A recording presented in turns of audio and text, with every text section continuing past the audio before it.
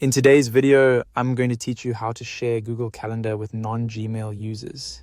If you need to let someone view your calendar but they do not use a Gmail account, the easiest method is to make that calendar publicly accessible.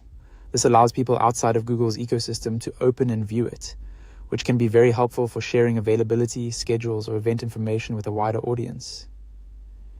Just keep in mind that this setting affects privacy, so it's important to be sure you're sharing the correct calendar before you continue.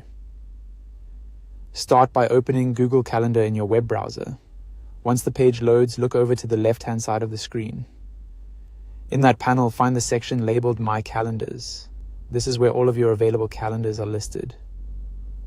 Next, move your mouse over the specific calendar you want to share. When you hover over it, you should see a three-dot menu appear next to the calendar name.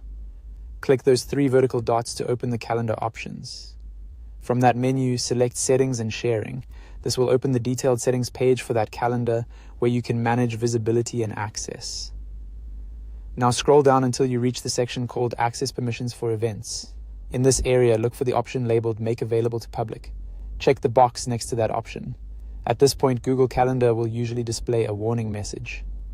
This warning is there to remind you that making a calendar public means other people may be able to see the information on it, depending on the visibility settings of your events.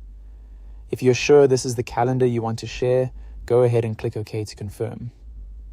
Once that's done, your calendar is now set up to be accessible to non-Gmail users. This is the key setting that allows broader sharing beyond standard Google account permissions. As a quick tip, before enabling public access, it's a good idea to double-check that the calendar does not contain any private or sensitive events you wouldn't want others to see. If needed, you can create a separate calendar just for shareable events and use that instead. That way you keep your personal schedule private while still making the information you want easy for others to access. And that's it. You've successfully updated your Google Calendar settings so it can be shared with non-Gmail users.